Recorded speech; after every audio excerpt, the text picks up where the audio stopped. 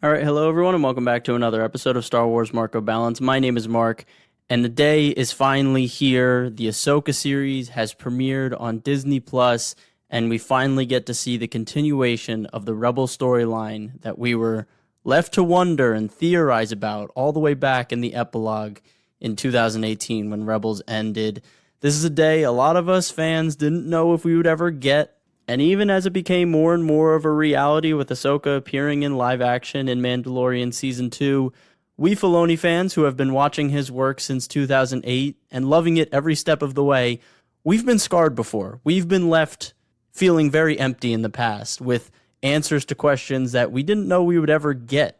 Clone Wars ended abruptly in Season 5 in 2012. We didn't get the conclusion of that story in The Siege of Mandalore till 2020. In Rebels Season 2, we're left with a cliffhanger with Ahsoka. We don't know if she's alive or not, and we don't get that answer till the end of Season 4 of Rebels. And then we get an epilogue at the end of Rebels saying, where's Ezra? Where's Thrawn? So please excuse us for still being in a bit of a state of shock that we are finally getting a continuation to this storyline. Before I even get into the show and give you my thoughts on the show, I want to pay homage to all of the voice actors who have contributed to these characters in Clone Wars and Rebels. I have been watching these shows week to week since 2008 when Clone Wars premiered and then when Rebels premiered on Disney XD. I watched them every single week. I absolutely love these characters: Ahsoka, Hera, Sabine, Ezra. I've been through so much with their animated counterparts, and to me, those are still the true versions of these characters, and they will always hold a special place in my heart, and I have to give them all the flowers I can before I get into the review and show my appreciation for their contributions to the galaxy far, far away. Now, having said all that, if you've been listening to my channel, you know that I have been a big advocate for continuing this Rebels storyline in animation. I feel like the medium switch would be too jarring. I was scared that the live action counterparts wouldn't capture the same feel that their animated counterparts did. I had such a connection to those versions of the characters. I feel like animation gives you a lot more freedom. And as someone who came from an animation background like Dave Filoni, I was kind of perplexed why he wanted to do this in live action so bad, but Dave has never given me a reason not to trust him, so I just put my faith in him, and I am so happy to report that within the first 10, 20 minutes of the Ahsoka series, all of those worries were washed away because the immediate feel of Star Wars was so palpable. Right after that opening crawl, you could tell this was a master at work in the Star Wars galaxy. You could tell this was the Padawan of George Lucas. The immediate camera work, the direction, the music, the pacing, everything struck the right chord to make the Ahsoka series feel the most Star Wars that a live action show has felt in this galaxy. I truly mean that. I absolutely love Mandalorian Season 1 and 2. I love Andor, but there is something very unique about the feel of this show in particular, and that is absolutely all up to Dave Filoni and his understanding of what makes Star Wars Star Wars. I've always said that Star Wars is a feeling. It's hard to describe what makes good Star Wars. You could put themes out there, you could put out music, but there really is just a feel that you intuitively know when you're watching good Star Wars. And as I watched this, I tried to hone in as much as I could to say, what is it that makes this really good? And I think it came up to a couple things. I think the wide shots are very Star Wars-esque. I think we know that from the original trilogy and then George's direction in the prequels. I think the pacing of the original Star Wars movies, the beginning of those movies, is usually not very breakneck pace. It never felt like they were in a rush, even if things were happening like in Empire Strikes Back. Characters are allowed to sit in moments, and the music was allowed to do a lot of storytelling for them. There was a lot of show don't tell in those original movies and in the prequels. And I think here in Ahsoka, we get a lot of that. I think there's a lot of moments that in typical Disney Plus shows, they're usually rushing through. There's never a second to breathe. But here in Ahsoka, with Sabine, with Ahsoka, even with the villains, you feel that there are these quiet moments where you can just kind of be there very intimately with the characters and understand how they feel without the show feeling the need to throw exposition at you or say dialogue that just didn't need to be said. And I think there's so many great examples that I'm going to get into a little bit later. And the last thing in regards to the feeling of the show, there is a lightness, there is a brevity to the show that gives it a feeling of fun, even though there are some dark topics discussed. And I know it's going to be going to darker places. And that's nothing against dark Star Wars. Some of my favorite Star Wars of all time is very dark in its storytelling. But I think a lot of people, especially with the original trilogy, there was a connection to the lighthearted moments. And I think this show struck a nice balance of having those dark moments, but also having those moments of lightheartedness. And it never came off as corny or forced. I feel like it was very natural. And I think that's something that Star Wars has kind of lacked in some cases in some of the previous projects. And I think this is the first show to really strike that balance well. So let's jump into the plot of the show. And this is another piece of the puzzle into why it feels so much like Star Wars. And that's the adventure. That is the otherworldliness of this story. It's grounded in people and their emotional struggles and their relationships. But man, do you see the future here of where this story could go and all of the different parts of the galaxy it can touch? It feels so expansive. I mean, we have Night Sisters, we have star maps, we have ancient civilizations, we have unknown galaxies. You can't not be excited for where this adventure is going to take you. And they introduce so many great questions to start this off. I already have a million theories running through my brain, and as someone who knows a lot about Star Wars and Star Wars lore, I still feel like there is a lot to discover and a lot of new canon that's going to be introduced through this show, which gets me so excited because sometimes as a diehard Star Wars fan, you can feel like you're one step ahead of a lot of these creators, and that could take away a lot from the experience, but it feels like Dave Filoni has a lot more in his arsenal for things that he's going to introduce into Star Wars like he's been doing since 2008 with the Clone Wars. So yes, the nitty-gritty of the plot. We have Baylan and Shin, who are dark Jedi who were hired by Morgan Elsbeth, who is a surviving member of the Night Sisters. She is looking for a star map to find Thrawn, who is in exile, going to be coming back to that later, in an unknown piece of the universe.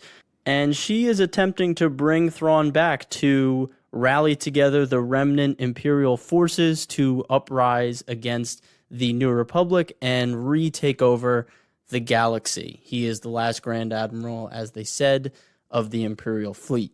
And on the other end, we have Ahsoka, who is obviously trying to stop this from happening, but she knows that wherever Thrawn is, that could lead to Ezra. And that is how Sabine gets pulled back into the story.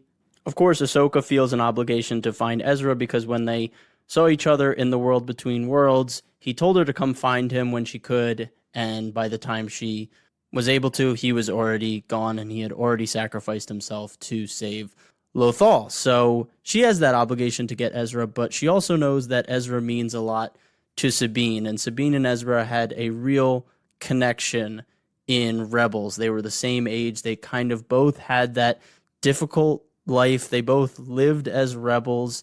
They were both outcasts, and I really love their relationship at the end of Rebels. That's still one of my favorite scenes when they kind of silently communicate to each other across the room as Ezra escapes and she distracts everyone as he goes to take out Thrawn. Where there's a wrinkle in all this is that Dave has introduced the fact that Ahsoka attempted to train Sabine as a Padawan, as a Jedi, which was something that was not explored at all in Rebels. If you have not seen Rebels, this relationship between them is brand new for everyone watching Ahsoka, which I think is a genius move on Dave Filoni's part because it keeps the audience on a level playing field.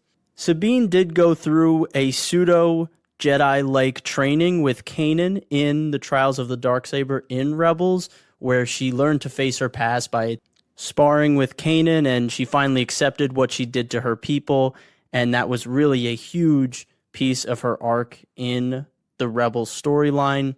So she's not exactly brand new to the Jedi ways, but what I really liked about it was that the Jedi teachings were able to be applied to a person who did not have any affinity for using the Force. And I thought that's what was really special about that moment for her.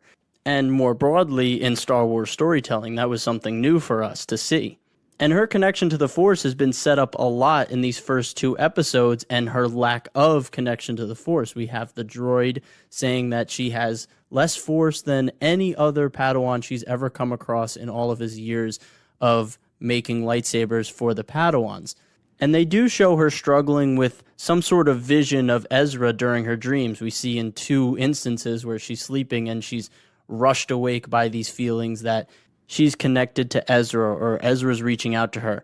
I feel it's the latter. I feel that Ezra is reaching out to her in the Force, and maybe it's confusing her to believe that she also has that affinity for the Force. Again, I think it would be much more interesting if she stays as a non-Force wielder. Again, these are just my predictions. The show has just started, and it is very clear that there is a lot more baggage that we're going to unpack between Ahsoka and Sabine, because we don't know when their master-apprentice relationship started. We still don't have answers as to what Ahsoka was doing during the events of the original trilogy. Was she on Lothal training Sabine away from everything? We really don't have those insights yet, so I feel a lot of these questions and a lot of these things I'm bringing up are obviously going to be explored, and the most important part is that I'm excited to learn about them. It has left enough breadcrumbs for me to be looking forward to where is this story between these 2 characters that I did not expect to have a relationship. Where is it going to go? And I think they've laid a really great foundation for Ahsoka and Sabine's relationship. And I think this is a good time to just give props to the live-action actresses who are portraying these Rebels characters. I think Sabine and Ahsoka have been fully embraced by Rosario and Natasha. I think they do a fantastic job of really capturing the essence of those characters. Rosario is doing a great job of being that stoic, fiercely independent wanderer who has struggled to maintain relationships after leaving the Order and feeling like she failed Anakin. And I think it's an interesting thread to pull on, because you would think someone who feels that guilt of past relationships with a master and apprentice would be able to apply that to her current master and apprentice relationship, but we see it's actually holding her back. And I'm very curious to see how they flesh this out and why she felt compelled to leave Sabine. On the Sabine side, I really do love the stubborn, impulsive nature of Natasha and how she brings it to this character. I think it's very Sabine-like. She is still a very caring individual. She is always trying to look out for those that are close to her, but sometimes she makes the wrong decisions, and she's also very in her own head. And again, I like how even though she had this full arc in Rebels where she kind of conquered her ghost of betraying her people, she's still not a final product. She's not completely fixed as a person, and you can see that here, that she still doubts herself and she still requires this validation from an outside source like Ahsoka. And then we have Hera, who's in the middle of all of it, and she was always the mother figure of the Rebels crew. She even called everyone her kids, and you could see that here. And I know Hera might have a much smaller role in this show. I think she might be relegated to more of a side character, with Ahsoka and Sabine being the characters in the forefront. But I do like how they weaved her in, and that she was the one still trying to hold everyone together and kind of nudging Sabine and Ahsoka to kind of bury the hatchet and embrace each other once again. And that's why she's a natural born leader. That's why she's a general in the New Republic. She knows how to find the goodness and the strength in people, and she pushes them to lean into it. So while I don't know how much we're going to be seeing of Hera in this series, I am really happy with what we've seen of her so far.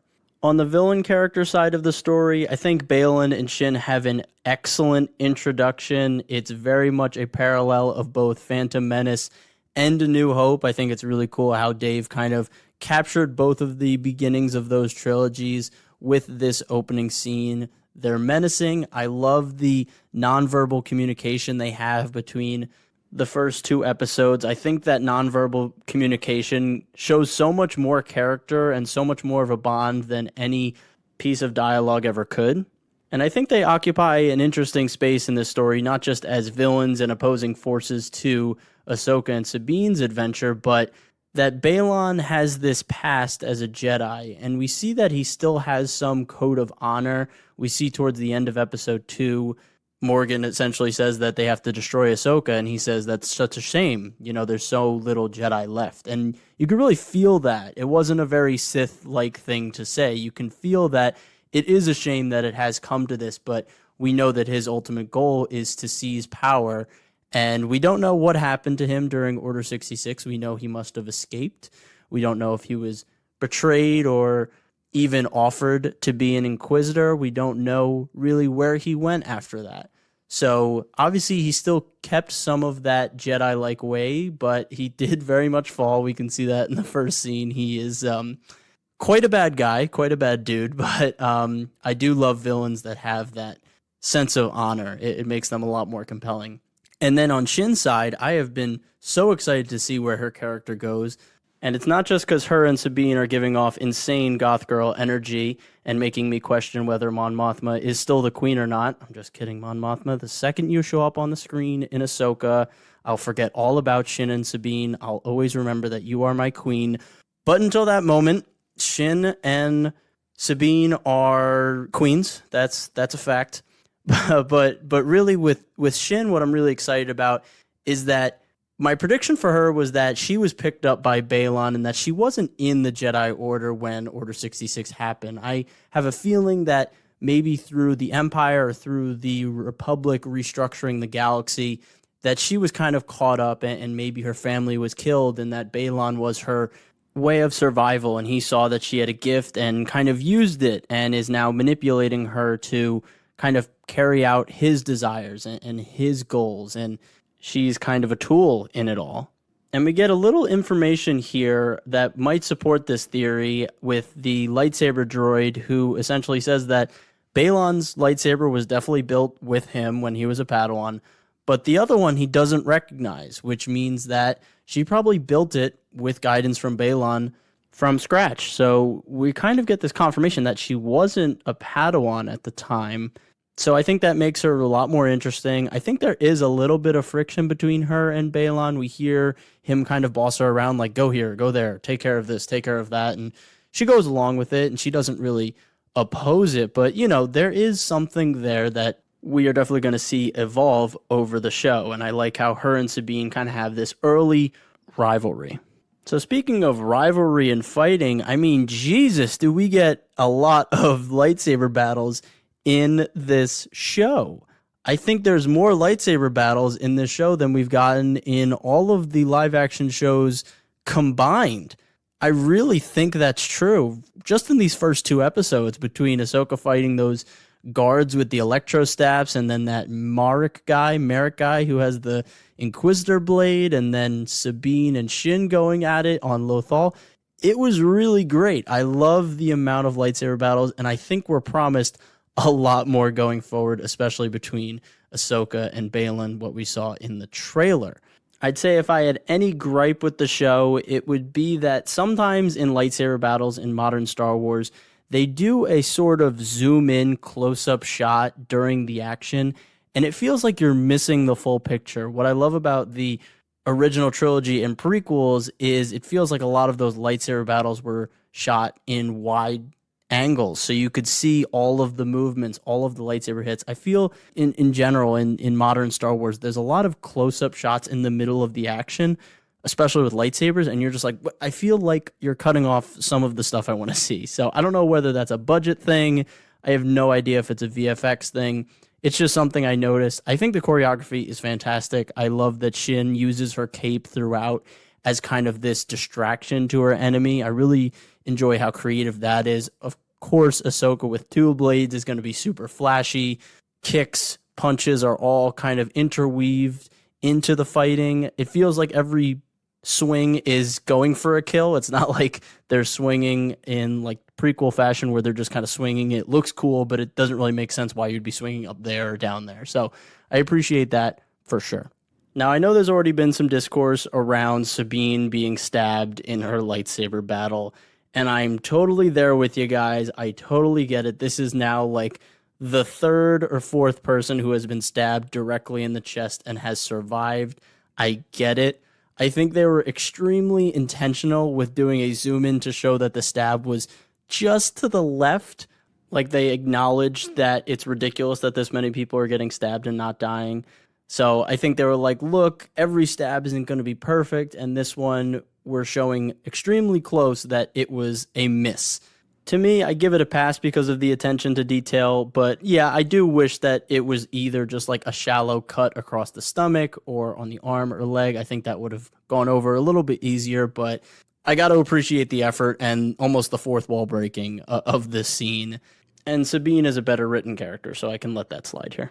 Before I move on to talking about Kevin Kiner's beautiful score and my predictions and questions moving forward, I do want to call out my favorite line from the first two episodes, and that is, sometimes the right reasons have the wrong consequences. Ahsoka says this, and it's extremely relevant to Star Wars. Of course, Anakin's story, he is out to save Padme, and essentially it leads him down the wrong path. And I think it's something that you could apply to so many characters in Star Wars. And I just really like the juxtaposition of right and wrong in this phrase. So shout out to Dave Filoni for the top-notch writing there.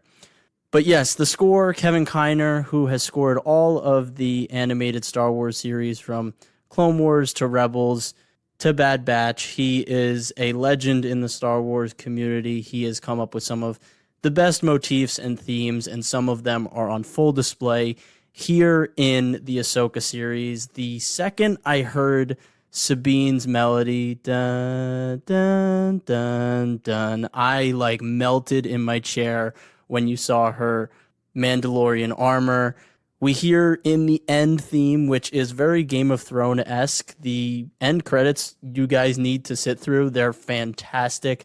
The music is ominous, but then we have Ahsoka and Sabine's theme beautifully interwoven together throughout, showing their paths crossing and them coming back together. I love the end credits here. I'm so excited to see what else he has in store for this season. I think he's going to pull a lot from those Rebels themes. I mean, season 4 of Rebels, the score isn't on streaming services, unfortunately, but it has some of my favorite Star Wars music, so I hope he continues to pull from that.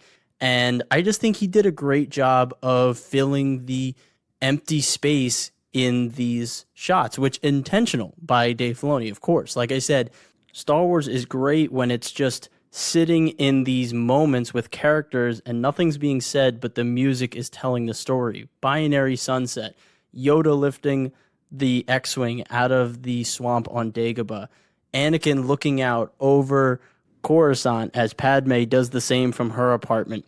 All of these moments are great because they allow the music to do the storytelling. And I think that Ahsoka, the series here, definitely gets that. And I think Kevin Kiner is the right guy for this job because he knows these characters, he has these themes. And I think just through the first two episodes, I am so excited to hear what more he has coming. Appreciate the music, folks. Appreciate it. So wrapping up after these two episodes, we see that Sabine has kind of accepted that she was making excuses for herself. Maybe that was something that drove Ahsoka away, and that's why she didn't want to train her. She said, "You're not ready." And Hera's like, "When is anyone ready?" And Ahsoka's like, "You just know." And I don't think she fully believed those words when she said them, but you have to believe that Ahsoka is also making excuses on her end. So we see them finally join up and go off together. We see Ahsoka say Padawan, and that kind of lights Sabine up. And then we get our beautiful, beautiful jump to hyperspace at the beginning of every great Star Wars adventure. We always have to have that. Punch it into hyperspace. So they're on a crash course to get the star map back from Balon and Shin, and we see that the villains are constructing essentially a big hyperspace engine that is very much modeled after the hyperspace racks that the Jedi starfighters would use because they didn't have hyperdrives themselves, so they would dock with those and then they would go into hyperspace. So that was a cool kind of like homage, and I appreciate the backdoor dealings that Morgan had as this governor of a ship recovery parts company, and that she's been siphoning that off with the help of Imperial sympathizers to build this hyperdrive to get to Thrawn. I think that's all a very cool plot point. Hopefully we get some more about this friction between the New Republic and some of those Imperial sympathizers. I think that would be a cool thing to explore while Ahsoka and Sabine are off on their adventure.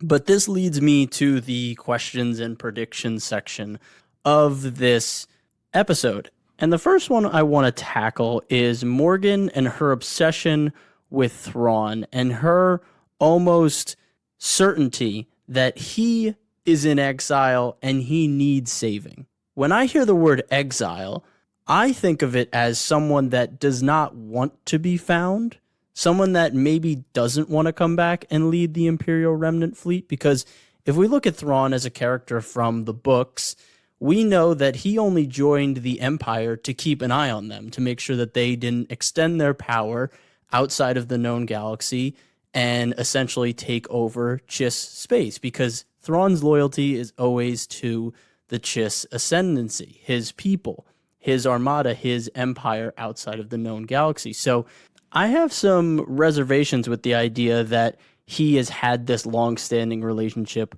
with Morgan Elsbeth that she claims that they have had. I don't think that's true. I think she is having her own power play, and she thinks that he is the only way for the Empire to take back control. And while that's probably true, I don't know if that's within Thrawn's intentions.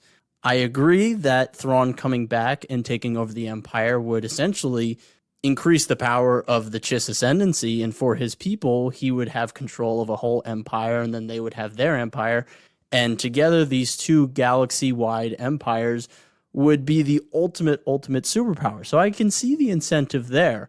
But on the other half, I see Thrawn as in exile by choice. I mean, he goes into hyperspace in Rebels right before Episode 4. Thrawn doesn't strike me as a character to wait to be rescued. Thrawn is a character that takes action. He does not wait around. He might be patient, he might be calculated, but he doesn't wait for other people to come save him. So I think that she has this idea that he's waiting to be saved, but I think the show's going to go a completely different direction. I also think it's very interesting that they bring in this Night Sister aspect. I think prior to this episode, we were very much convinced that the Night Sisters were linked only to Dathomir, that that was their homeworld and that that was the only place they colonized. But with this kind of ancient civilization and these ancient temples that they built on other planets and this star map that leaves outside the known galaxy, it makes me think that the Night Sisters might not have originated in this galaxy, which I think could explain why their magics, their green magic aura that they have, is not really conducive with the Force. It is a completely different galaxy-like power that they brought to this galaxy when they made this, let's just say there was a pilgrimage and that they had this star map to go back to maybe their original home world, and they were forced out for some other reason. And it seems like the Purgle are this kind of godlike creature to them. We see it a lot in the star maps, and we see Balin look up and he sees a Purgle through the clouds. So I think that's a really, really cool world-building aspect that they introduced. Again, just my predictions, just my speculation based off the beginning of the show, but that's part of the fun. That's what you hope from a show. You want to be able to theorize and try to answer these questions before the show does, and if the show is really good, it completely outdoes any of your theories, and it completely surprises you. So this episode's getting a little long, so I don't want to get into any other predictions. That was the main one around maybe subverting our expectation on what Thrawn's role in all of this is. I think a real cool subversion would be that Ezra is not alive and they do all of this and he isn't there. I think that would be pretty dark, but I think it would be pretty cool.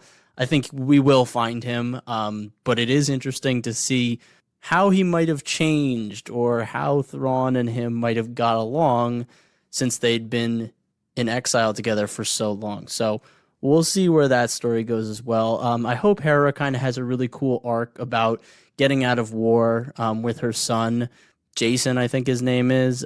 She's been in war since Ryloth, since she was a kid. She's always been under siege, and then she joined the rebel war effort. So I really hope her story is kind of about finding her way out of being in war constantly. But yeah, I could obviously keep going on these episodes for a really long time. I think you guys could tell I absolutely love them. I think Dave Filoni has another hit on his hands. We never should have doubted him. Not saying I ever did, but this is really impressive for his first full show running gig in live action. I would say Jon Favreau was much more the showrunner for Mandalorian. I think he was more of an advisor to that. So I really love that he's getting the spotlight here. I think he has fully displayed why he is the apprentice to the maker himself, George Lucas. This felt like Star Wars like no other Star Wars has felt in a very long time. I cannot wait to do this for Tano Tuesdays for the next couple weeks. I have a really cool collaboration for you guys coming up, so keep an eye out on my channel for that.